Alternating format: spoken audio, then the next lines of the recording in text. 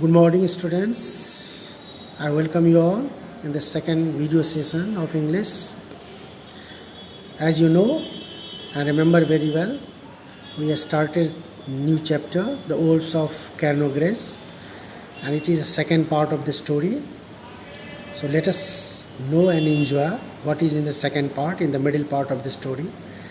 In the next video session, I will conclude the chapter. So let us see what is in the second part.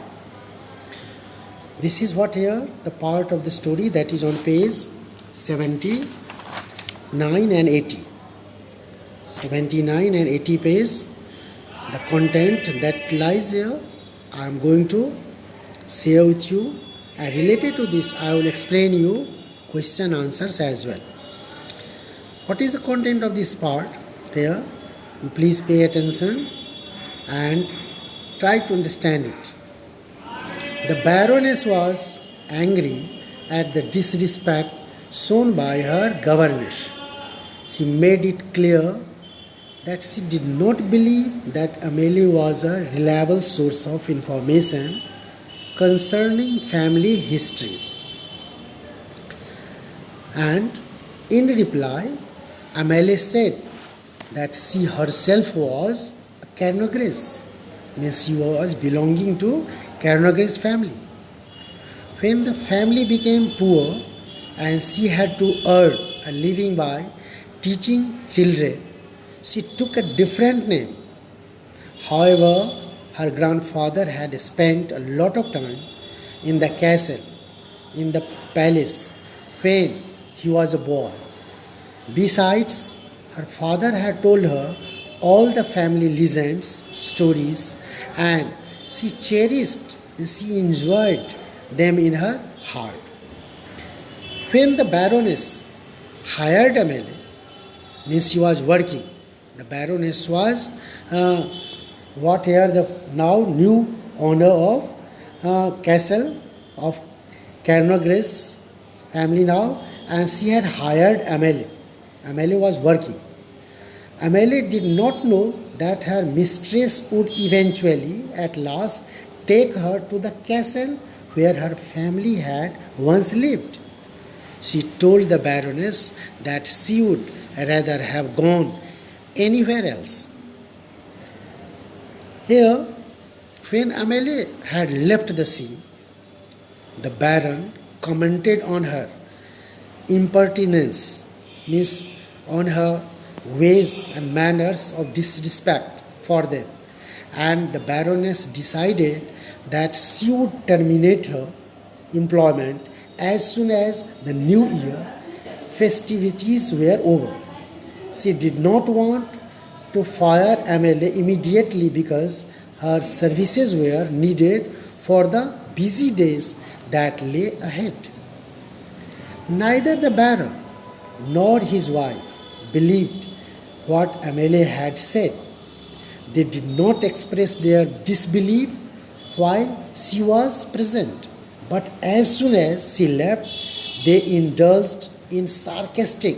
They were all were mocking, making fun of her story, of her just legends, what she had shared with them, and they remarked.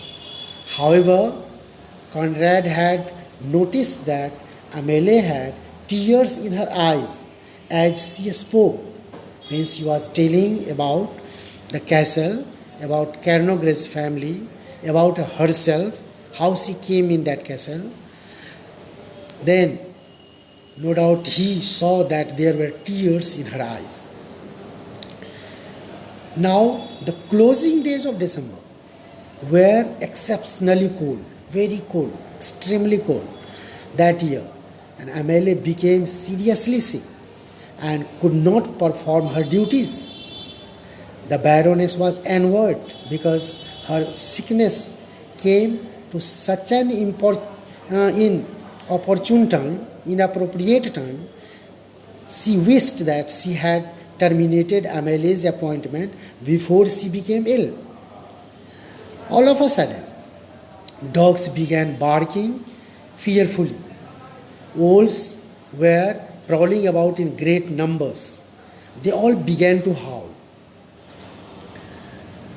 The Baroness ran to Amelie's room to see what had happened to her, in what condition she was, in spite of the cold. The window was open. The Baroness wanted to shut the window, but Amelie told her to leave it open. She stopped her. She told her not to open. When the Baroness objected that she would die of the cold, Amelie said that she could die anyway. She was going to die anyway. The wolves had come from far and wide to sing the death music of her family, and she wanted to hear it. The governess told that she wanted to hear that death music from the wolves. They had come for her only, because she belonged to Cranogres family. She was dying, and that's why the wolves had come to produce that sad music for her. She told the Baroness to go away. She told, in fact, she ordered, she instructed her. Although Baroness was her mistress at that time, but she instructed her to leave the room. As the Baroness rejoined her guest, when she went and joined her guests again, they heard the sound of tree falling to the ground. Amelie had died, as he had already told this story, that when any member of the Cranogres family was dying, a tree crashed down, a tree fell in the park, and so it happened at that moment. So it was no doubt very surprising. It was indeed surprising. Let us see now the question answer from understanding the text. Last day I had explained you in the last session of video first questions, all answers. And now I am going to explain you second question and next one, third, second and third. So let us see second question. The answer to her taunt was even more unexpected and astonishing. Who is being referred to here? The Baroness is being referred to here in this. What was the taunt? What was the taunt? And whom was the speaker taunting and why? The speaker was taunting to the old governess, telling that she was talking as she came from Cranogres family and knew everything. She taunted her because she stated in very proud manner, as she belonged to great family, she belonged to a noble family in that way. C, question number C means the next question, third. What was the answer to the taunt and why was it unexpected and astonishing? She answered of her taunt telling that she really belonged to Cranogres family. Her answer was unexpected and astonishing because she had been governess in that family and claimed that she came from a noble family. Next is third, question 3. It was an impertinence. It was an impertinence. Who said these words? And how did he or she speak? And why? There are several parts of the question, 3 parts. You see this. These words were told by the Baron. These words that you have seen, it was an impertinence. These words were told by the Baron. He didn't believe the story of the old governess. So he said these words mockingly, making fun of her. Next question B. What was the impertinence and why was it considered an impertinence? The story which the governess said about the castle, howling of the wolves and introducing herself as the member of Cranogres family was considered as impertinence. In the manner, the way she told about herself was impertinence.